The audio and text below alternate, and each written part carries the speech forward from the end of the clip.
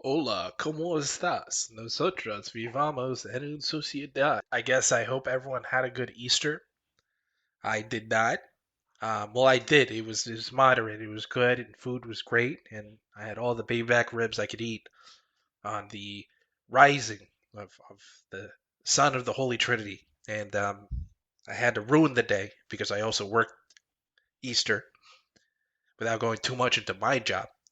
I unfortunately made the awful mistake of being on the phone with a client of Jewish heritage and telling him Happy Easter at the end of the phone call, which then I panicked, made some undistinguishable noises, and then slammed the phone. Like, I was like, I did it. I did the whole like calling your teacher mom thing, and I was just freaking out, and I did not want to like take that. And thankfully, I know this client for a long time, so I think the 1 second I threw in a sorry, I think I heard a chuckle, so I don't think I'm losing my job anytime soon. That being said, the last couple days I've been seeing a lot of information. I actually originally saw this from Double Toasted and their review on it. And I obviously, even though I like hearing from people that I think are reputable with their information, and they clearly sounded like they knew a lot, there were still some issues that I wanted to go over because it seems like there's a little bit of misinformation going on, and also because I really wanted to take a look at this myself, just to be like, is it as bad? Is it because all I saw were like the 2 seconds of clips. Because I mostly when I listen to Double Toasted, it's more of a podcast format for me. So I'm usually walking around doing other stuff, and I thought I would take from kind of going through the whole trailer for a second and then going over my grievances because I think we're all really angry at the wrong person, which I'll go into later. I think a lot of people have been kind of pointed towards Seth MacFarlane, right? And rightfully so. If you look at a trailer and it just has his name the whole time, you think he's doing everything. And that he was the one, being like, dude, I've done a Cleveland show. Like, clearly I know black people. And I can see why people would have such a vitriol reaction. But I wanted to go into a little bit more from the surface level information you're given from just the trailer, right? Of who's behind this and more like what actually seems to be the case at the end of it. So let's just jump right into it. And obviously, from like the second I left the thumbnail on, right? We'll start back here, but I'm gonna let this run for a second, then kind of go over, where I start to vomit in my mouth, right? Important news. Let me guess. The state called and they want to cut you a disability check for your face. Hold up. You can get paid for that? This is from a fool who stares at his orange juice every morning. It says concentrate on the box. Who the dummy now? Sorry, I couldn't even hold it together. I had a Wendy's maple chicken sandwich for breakfast, and it's already coming up in my throat. The issue here is that it's like it just feels shameless, right? In terms of like it feeling like already kind of like blackface comedy, or what someone that isn't in touch with African culture thinks is a funny portrayal of black people. And also kind of feels like they never watched the original Good Times, I guess is the main thing, right?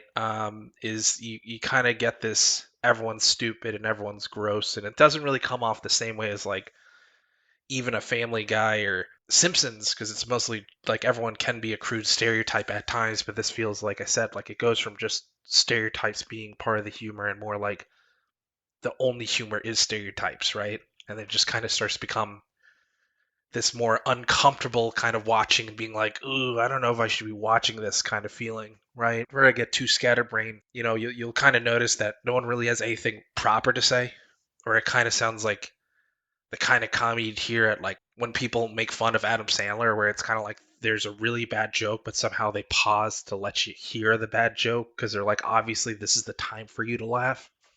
And that's the feeling I get from this. The redesigns, I don't know. Clearly, the full cast isn't shown here, and as someone that watched a okay amount of Good Times reruns, right? It doesn't feel like it's a race starting off on a good foot. I know I'm jumping into it because again, I've seen some of these clips already, so I might be jumping ahead with my opinion over what's actually being shown. But just give it a second. So let me just show a little bit more.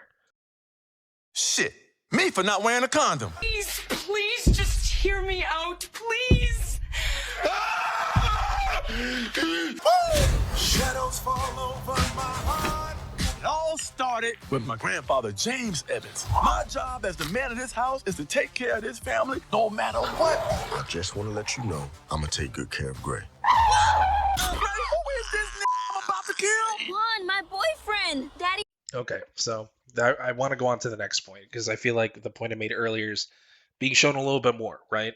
So original Good Times is about good family values, and it doesn't matter if you're in the projects or not. It's about a family that strives to do the right thing and is always trying to do what is morally, just, and even with their faults, right? The comedy really came from JJ of all characters, and in later seasons revolved mostly around his antics, right? Which was like the real reason why some cast members were like, this isn't for me anymore, was just that they thought this became more about the comedy than setting family values into practice, right? But there was still a lot of it, right? I mean, most characters wanted to do something extremely successful, right? I think one of them wanted to be a Supreme Court judge, and JJ wanted to be a artist, and it wasn't just that he said he wanted to be an artist and he was bad at it or something. It was that he was a really good artist, and the artwork I remember they used in the introduction too. Like, if that's supposed, like trying to be like, look, the JJ stuff, right? It's gorgeous, right?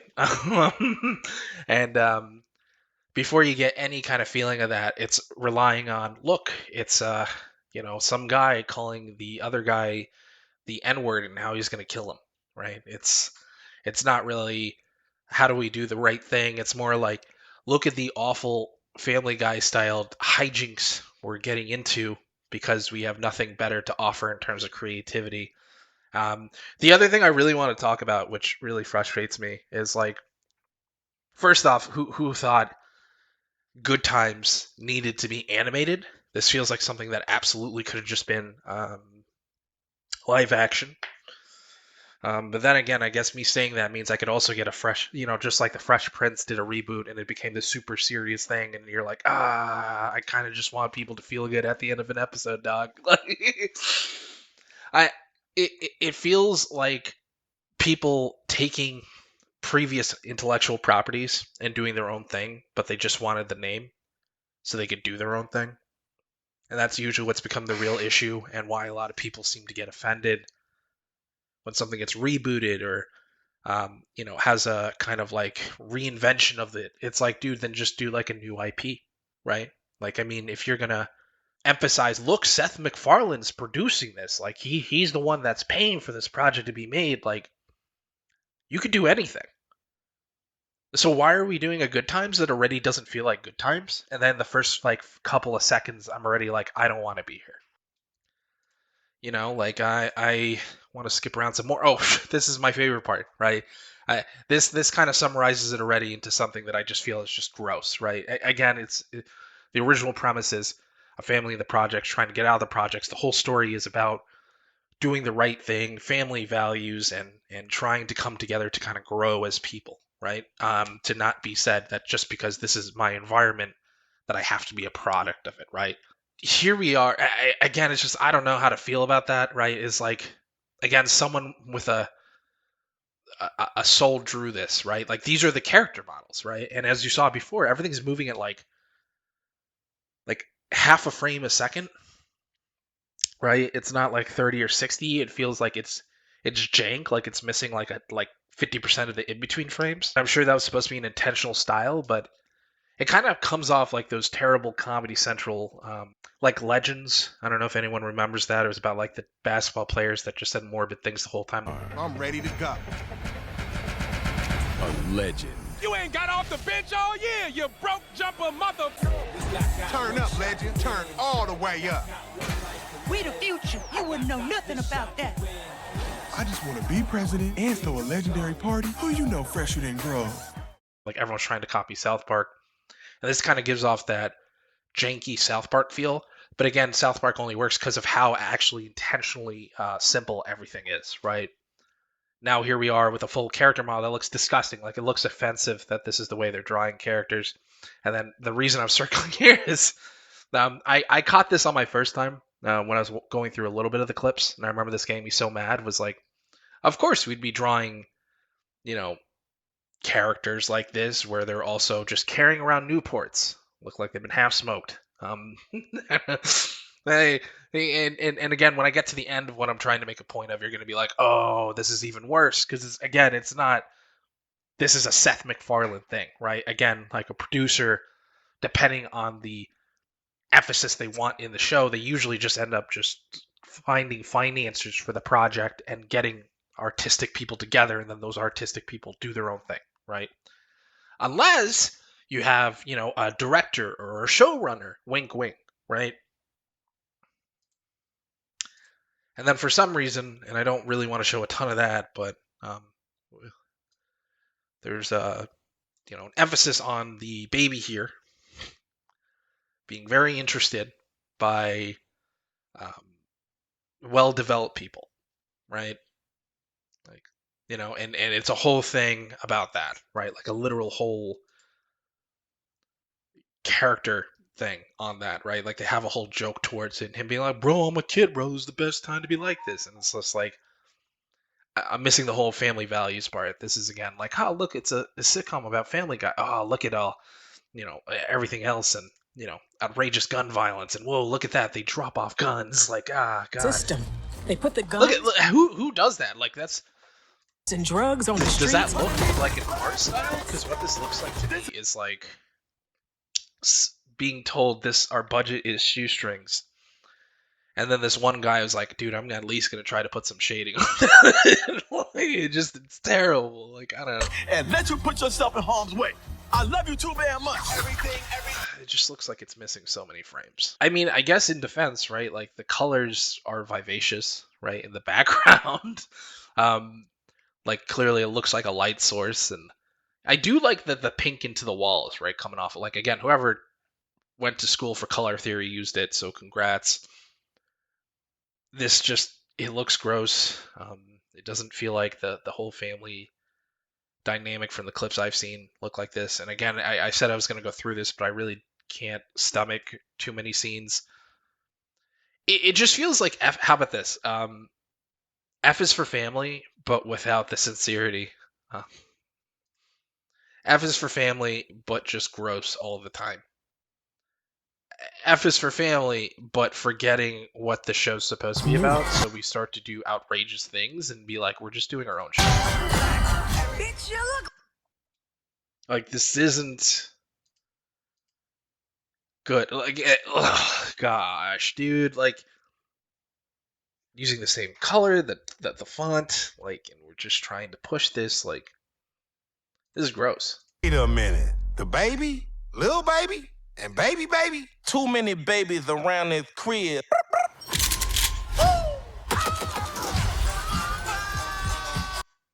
No, you're right. This is exactly what I wanted to watch. This is when I think of good times, without getting too much into social political aspects of it, right? I think of babies that swear and have a deeper voice than even the people of young age around them. I think of cursing and swearing, and I think of characters talking like stereotypes the whole time. That's absolutely what I think of when I think of Good Times. I'm kidding. That was sarcastic. That's not what anyone thinks if anyone's watched it. And it's not like Good Times is out of everyone's mind either. It feels like people have forgotten that like a lot of channels show reruns of like these older 70s shows specifically, right? Because of how popular they were, that you still have people years down the road that want to watch shows like Good Times or Chuck Connor's The Rifleman, right? Like it's not like, or Bonanza, right? Or Gilligan's Island, right? It's not that these shows are out and no one knows any of them. Like I can still have a conversation with a handful of people off the top of my head who have seen some of these shows just randomly for a couple of hours throughout a month or so, just because it's on one of the channels or it's something that shows up and recommended on a streaming service. So for them to bring this back and do what they've done again, it just feels like someone that did not care about the source material. It kind of feels like the stories I remember of The Last of Us 2, where they interviewed Neil Druckmann, and Neil Druckmann said in the interviews, people would be like, well, why don't we change everything we've done so far? basically setting back all our writing. And obviously, the 3D character models will have to reanimate. And then Neil Druckmann in the interview was like, when I get like feedback like that, I go, why couldn't it be? You're right. And then just does that. And you're like, why? That's not good management, dude. That's why everyone left. So yeah, Netflix. I don't know what happened. This doesn't feel like a high budget thing, especially for the IP. Like again, why didn't we just leave the IP where it was? I don't know why we're doing this. So I'm frustrated. But the point I wanted to make here, out of everything I just said, right? Because anyone can complain about old good times to new good times, and maybe in between all this, I'll put in like a Florida damn moment. But besides all the comments here telling you how much they hate it, I wanted to bring up this one point that I hear no one talking about because everyone wants to bring up, see, look, Seth really has gone insane, which is a great transition to where I want to go with. Everyone here thinks Seth MacFarlane is the main guy behind all this, right? Like he's the one that picked out the artist and the animators and the cast, and but no, because like I said, a producer predominantly gets you financiers and kind of piggybacks or backseats to a director or a showrunner. A showrunner, by definition, isn't just like a head writer. These people are also like in charge of directing all the other art like departments when it comes to shows. As in a producer, in comparison, doesn't have a ton of say in the real minute to minute, but Seth MacFarlane might come back and say like, "Hey, we're hearing from the Netflix that they need XYZ," right? That's kind of it, right? And you can say, no, it's Seth MacFarlane. Clear, like, no, like, again, without going too much into it, the deadline here shows us that Good Times, the show, is actually being predominantly headed by Renata Shefford, right?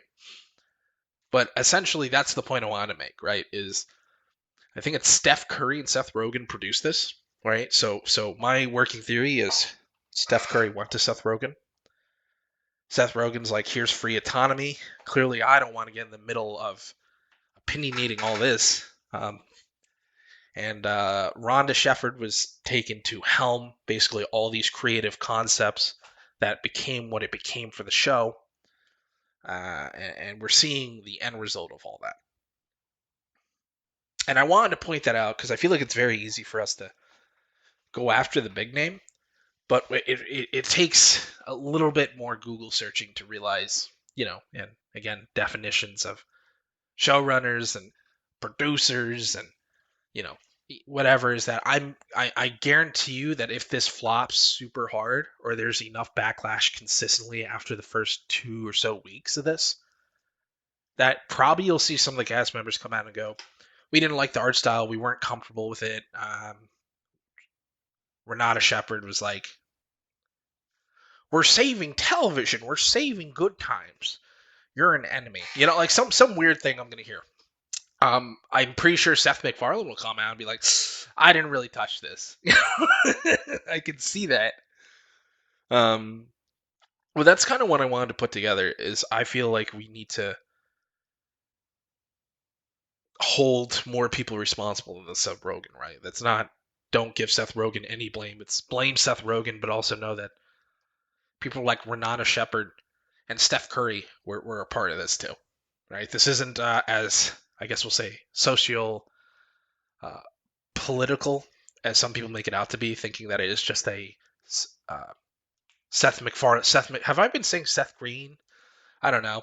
Seth MacFarlane issue, but this is that too many people were not being told no, and we're basically having the same issue we had with the Star Wars prequel trilogy, where when George Lucas got all the power he wanted, no one could tell him, "Hey, George, I don't think people want to hear Star Wars politics for half your movie. Hey, George, I don't know if you want to start doing crazy lightsaber stuff because it feels like it takes away from the nuance of the actual kind of